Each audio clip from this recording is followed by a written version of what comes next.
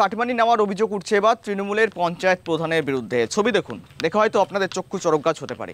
যেখানে কাটমানি নেওয়ার অভিযোগ পঞ্চায়েত প্রধান টুম্পা সর্দারের বিরুদ্ধে। ঘটনা উত্তর চব্বিশ পরগনা সীমান্তবর্তী স্বরূপনগর এলাকার চরঘাট এলাকার। জানা যায় চারঘাট পঞ্চায়েতের দীর্ঘদিন ধরে কাটমানি নেওয়ার অভিযোগ উঠেছিল টুম্পা সর্দারের বিরুদ্ধে।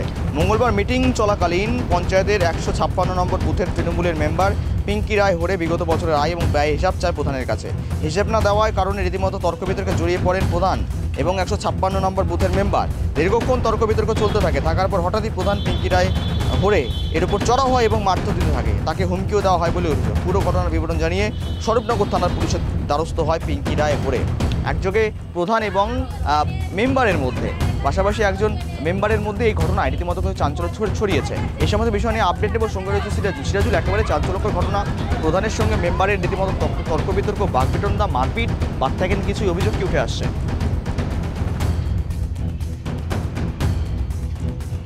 হ্যাঁ, একদমই। দেখো গৌরব, যেটা তোমাকে জানিয়ে রাখি, এই যে পঞ্চায়েতের কাটমানি, অর্থাৎ রাজ্যের বিভিন্ন জায়গায়, বিভিন্ন জেলায়, বিভিন্ন পঞ্চায়েতে যে কাটমাটির ঘটনা কিন্তু একাধিকবার উঠে আসছে। তার মধ্যে চারঘাট, স্বরূপনগরের চারঘাট গ্রাম পঞ্চায়েতে, সেখানে গতকালকে একটি মিটিং ছিল।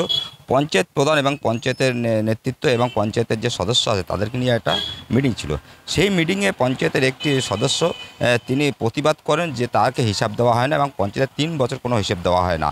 সেই হিসাব চাওয়াতে, অর্থাৎ সেই কাটমানি সহ একাধিক হিসেবে 3 বছরের হিসাব দেয় না, সেই নিয়ে কিন্তু জানতে চান যে হিসাব দেওয়া হোক।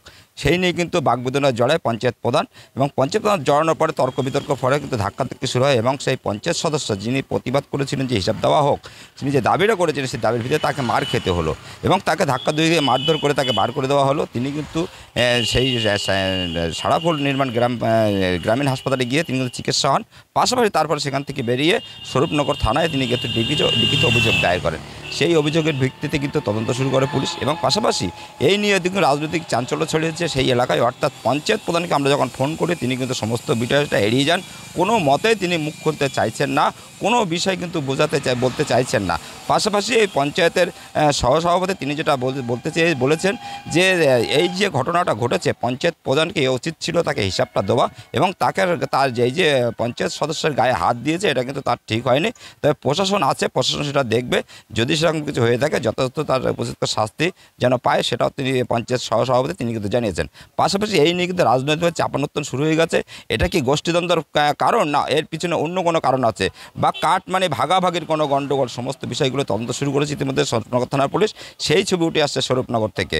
গৌরব, আমাকে দীর্ঘদিন ধরে, প্রায় 2.5 বছর ধরে কোনো আয় ব্যয়ের হিসাব দেয় না। আমরা চেলেও আমাদের ঠিক মতন দেয় না।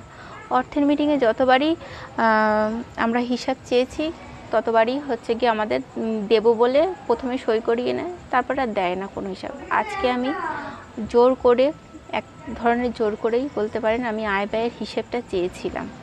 অ্যাকাউন্ট খালি, আমাদের প্রচণ্ড পরিমাণে অ্যাকাউন্ট খালি করে ফেলেছে। সেগুলোই আমরা জানতে চেয়েছি, কিভাবে কোথায় কত টাকা খরচ হয়েছে। এগুলো জানতে চেয়ার জন্য আজকে প্রধান দিয়ে আমাকে রীতিমতন ধাক্কা দিয়ে ফেলে দিয়েছে। প্লাস আমাকে অর্থের মিটিংয়ের একটা খাতা আছে, রেগুলেশন খাতা, সেখান থেকে সেটা নিয়েছে, আমার ফোনও ফেলে দিয়েছে। শুনুন, এই কথাটা সত্য, আমি তো বলবো সত্যই না, এটা তো মিথ্যা। তা আপনারা আসুন, আসলে সত্য জিনিসটা আপনারা উদ্ঘাটন করে প্রচার করবেন।